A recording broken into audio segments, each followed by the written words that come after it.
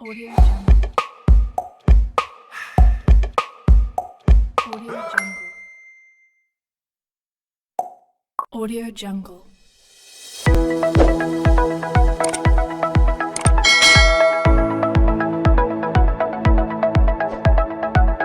Audio Jungle.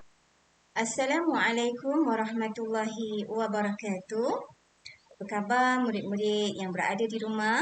Ustazah harap semuanya berada dalam keadaan yang sihat dan ceria hendaknya. InsyaAllah pada hari ini bersama-sama dengan Ustazah Rashidah binti Syahran daripada Sekolah Menengah Kebangsaan Datuk Seri Yumping, Ustazah akan mengajar mata pelajaran Pendidikan Islam tingkatan 5 bidang akhlak, pelajaran yang ke-18 iaitu tawaduk melahirkan kesucian jiwa. Murid-murid bolehlah membuka buku teks pada muka surat 186. Baiklah murid-murid, sebelum kita mempelajari tajuk pelajaran pada hari ini, mari kita lihat dahulu apakah objektif pembelajaran kita pada hari ini. Iaitu yang pertama, menyatakan pengertian dan dalil nakli sifat tawaduk. Yang kedua, menjelaskan contoh sifat tawaduk Rasulullah sallallahu alaihi wasallam. Dan yang ketiga, merumuskan hikmah tawaduk. Mari kita lihat dahulu yang pertama berkenaan dengan maksud tawaduk. Murid-murid pernah dengar tak apa itu tawaduk? Baiklah, tawaduk itu ialah sikap kerendahan hati. Sikap kerendahan hati ada dua tau, iaitu yang pertama kepada Allah Subhanahu Wa Taala dan yang kedua sesama manusia. Ustazah ulang sekali lagi, sikap kerendahan hati yang pertama kepada Allah Subhanahu Wa Taala dan yang kedua sesama manusia. Baiklah, di sini Ustazah nyatakan sekali dalil berkenaan dengan sifat tawaduk. Di dalam satu hadis daripada Abu Hurairah radhiyallahu anhu meriwayatkan bahawa Rasulullah sallallahu alaihi wasallam bersabda, "Wa ma tawadda'a ahadun lillahi illa rafa'ahu Allah." Riwayat Muslim. Maksudnya, dan tidaklah seseorang merendahkan diri kepada Allah Subhanahu Wa Taala, melainkan Allah Subhanahu Wa Taala akan mengangkat darjatnya. Masya Allah murid-murid, ini nak menunjukkan kepada kita betapa hebatnya sifat tawaduk ini. Kerana orang-orang yang bersifat tawaduk, Allah akan angkat darjatnya. Kita lihat yang seterusnya dalam tajuk ini, kita nak lihat contoh-contoh sifat tawaduk Rasulullah sallallahu alaihi wasallam. Yang pertama, kita lihat yang pertama ya murid-murid. Yang pertama, tawaduknya Rasulullah sallallahu alaihi wasallam dalam pergaulan. Pergaulan tu maknanya apa? Pergaulan tu maknanya perhubungan antara sesama manusia, komunikasi dengan sesama manusia. Sebagaimana Rasulullah di antara sesama manusia, Rasulullah sallallahu alaihi wasallam tidak sombong dengan kedudukannya. Kita tahu kan, Rasulullah ini merupakan seorang nabi, seorang rasul, tapi baginda sallallahu alaihi wasallam tidak sombong dengan kedudukan yang ada. Bahkan Nabi sallallahu alaihi wasallam menghormati dan menyayangi kanak-kanak.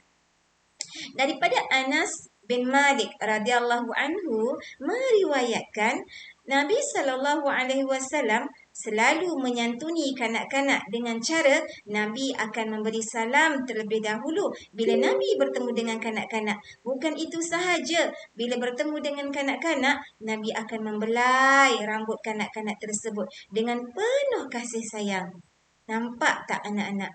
Kita boleh bayangkan bagaimana Nabi merupakan seorang manusia, seorang insan yang tawaduk dalam pergaulan. Itu yang pertama. Kita lihat pula contoh yang kedua. Murid-murid nampak tak? Apa gambar di sebelah atas ini?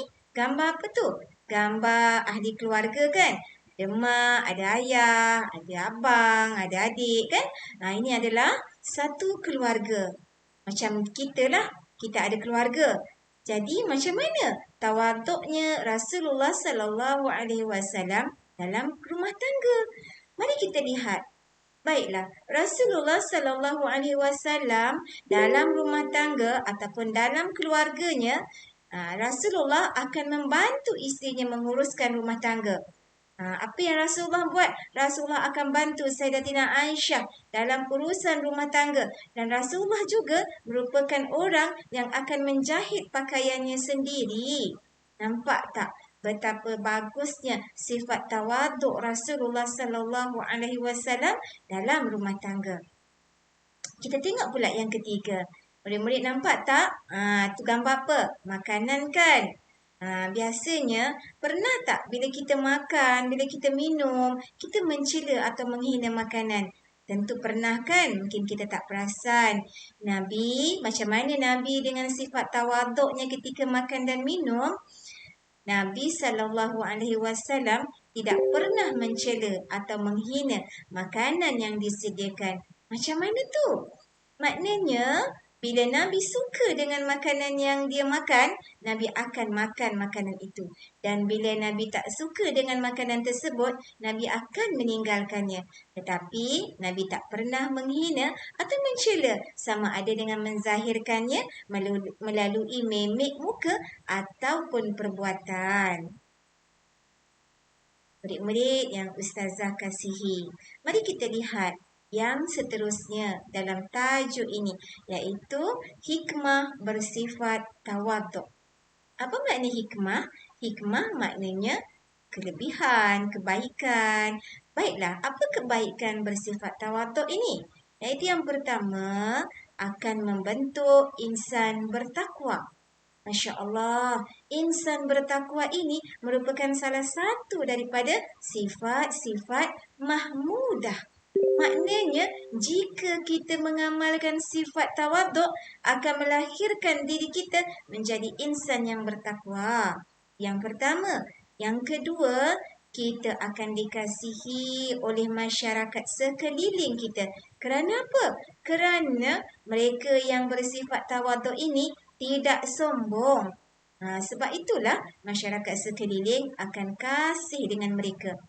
Yang ketiga, akan dapat membentuk keluarga yang harmoni. Sebab apa? Kerana bila mempunyai sifat tawaduk, mereka akan ada sifat saling hormat menghormati, kasih mengasihi antara sesama ahli keluarga.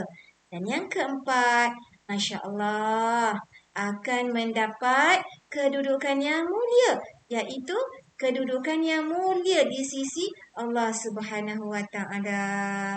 Nampak tak murid-murid betapa bagusnya sifat tawaduk ini? Jom kita amalkan sifat tawaduk dalam kehidupan kita supaya kita mendapat hikmah di sebalik sifat tawaduk yang kita amalkan ini. Baiklah murid-murid yang Ustazah kasihi, murid-murid bolehlah melihat latihan penilaian yang Ustazah sediakan. Yang pertama, Ustazah harap murid-murid dapat melihat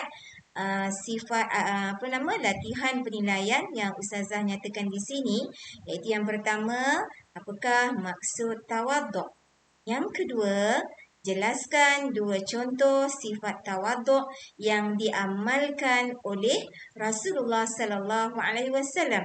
Yang ketiga, terangkan dua hikmah sifat tawaduk dalam kehidupan. Dan yang keempat, ini merupakan soalan kebat murid-murid. Sifat tawaduk merupakan satu daripada sifat mahmudah. Berdasarkan pernyataan di atas, bagaimanakah amalan sifat tersebut boleh memberikan kesan kepada masyarakat? Baiklah, Ustazah sediakan di sini jawapan bagi soalan kebat yang Ustazah tanyakan tadi. Baiklah, soalan kebat itu berbunyi apa? Sifat tawaduk merupakan satu daripada sifat mahmudah. Berdasarkan pernyataan di atas, bagaimanakah amalan sifat tersebut boleh memberikan kesan kepada masyarakat? Untuk makluman murid-murid, untuk menjawab soalan kebat, sudah tentu kita mesti ada 4 perkara utama. Yang pertama, isi. Yang kedua, huraian. Yang ketiga, huraian lengkap. Dan yang keempat, kesimpulan.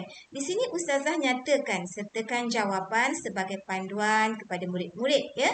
Jawapannya ialah, amalan sifat tersebut boleh memberikan kesan kepada masyarakat dengan cara saling hormat menghormati antara satu sama lain. Hal ini supaya bila Ustazah bulatkan atau boldkan di situ, itu menunjukkan huraian. Hubungan sesama masyarakat akan bertambah erat. Kesannya, masyarakat akan dapat hidup dalam keadaan yang aman dan sejahtera. Kesimpulannya, kita hendaklah mengamalkan sifat tawaduk dalam kehidupan supaya hidup diredai Allah. Saya harap murid-murid dapat memahami bagaimana kaedah untuk menjawab soalan kebat. Baiklah murid-murid, kita telah pun berakhir bagi tajuk pelajaran pada hari ini.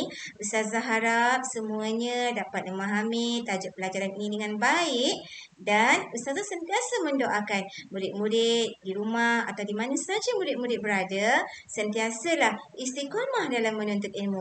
Semoga murid-murid akan mendapat kejayaan yang cemerlang di dunia dan di akhirat. Akhir kalam, segala yang baik datang dari Allah Subhanahu wa Ta'ala. Semoga kita bertemu lagi. Assalamualaikum warahmatullahi wabarakatuh.